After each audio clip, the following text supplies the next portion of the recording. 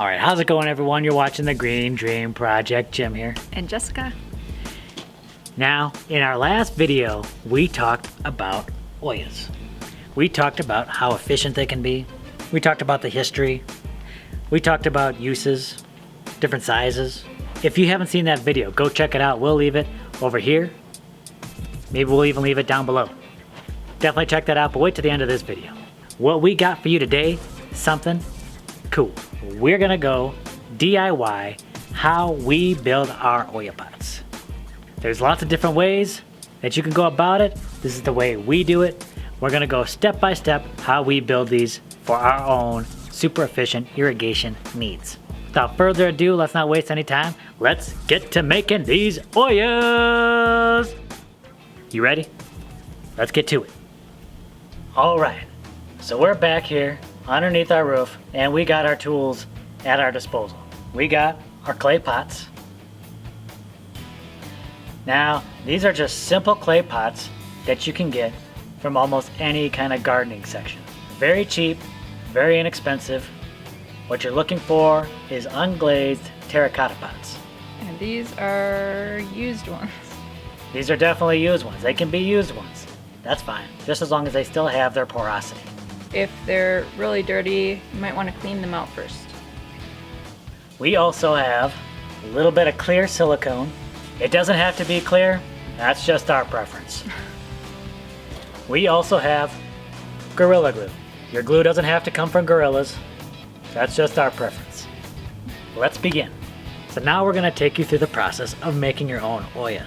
First thing that we're gonna do is kind of clean off the edges a little bit, making sure there's no dirt, debris around there since these were used. Plus we're also using Gorilla Glue. And it's usually good to dampen the surface that you're going to be applying the glue to. You want that to be a little wet per specifications for this type of glue. Is there any particular reason why you're using Gorilla Glue? I mean, it's supposed to be for most types of materials. It has a very strong bond. It is watertight, and I believe it's supposed to be non-toxic. You believe it's supposed to be non-toxic? Green Dream Project. We might be using things that are non-toxic. Plus it expands. So when you're trying to seal this thing, it's good if it expands a little bit, maybe helps fill in some of those gaps. Definitely a good glue to use, but if you have your own favorite types of glue, you might want to try that. And I should add that it's important that you have two pots that have the same size opening, because obviously it has to match up so you can glue it together. Now once this glue is applied, since we're using Gorilla Glue, we're gonna let this sit for approximately 1 hour to let that glue set. But of course this will change depending on the glue that you're using. So definitely check the glue you're using for its own recommendations. Now we've also put a cinder block on top just to help keep pressure on those pots, to keep the pots together and get a better seal on them. And we're gonna leave that on for approximately 1 hour. Okay, it's been an hour. We're back. We're gonna take that cinder block off. What's the next step? Yeah, so these pots have drainage holes at the bottom, and we're gonna leave one open and the other side we're gonna seal up. We've chosen to use a clear silicone caulk for that. Of course, it doesn't have to be clear. It doesn't have to be a silicone caulk. You can also use a rubber stopper if you have those available. Just put that into the end. Just whatever is going to make a watertight seal. Watertight seal. How long does that take to set? 30 minutes. 30 minutes. I think it's like 24 hours before it's like fully set. But that is basically the completion of the Olla pot. That's about it.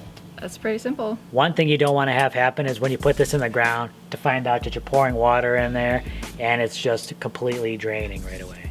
That is heartbreaking, right? After you go through the trouble of burying it. Yeah, so definitely make sure it's sealed along the bottom. Definitely make sure there's no leaks along the side. Other options. So if you want to make it real easy and you don't want to glue two pots together. Are you telling me there's an easier option?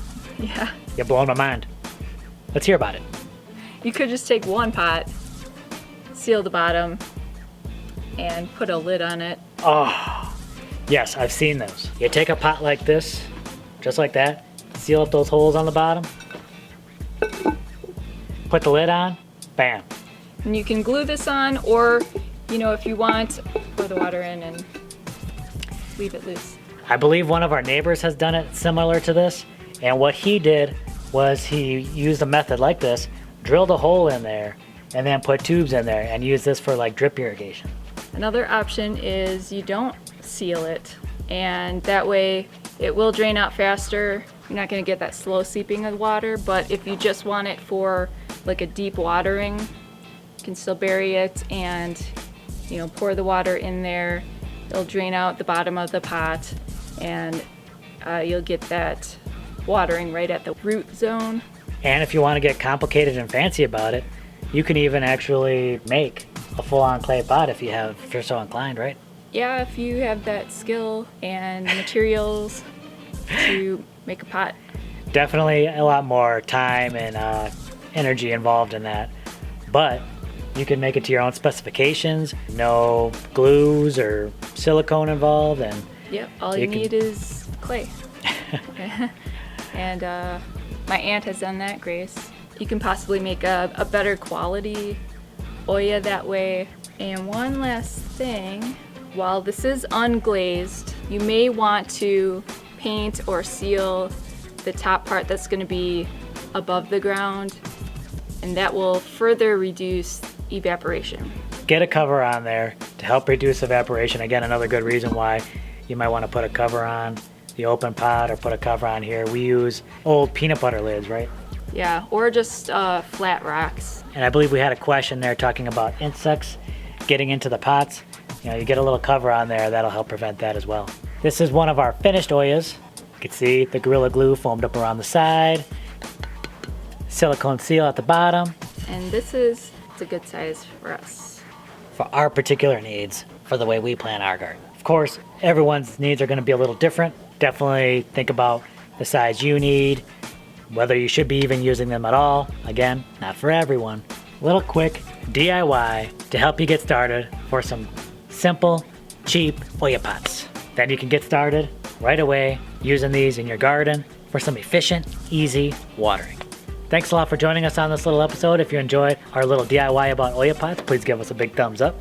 If you haven't subscribed, please do, because we'd love to have you around. We'll catch you on the next video.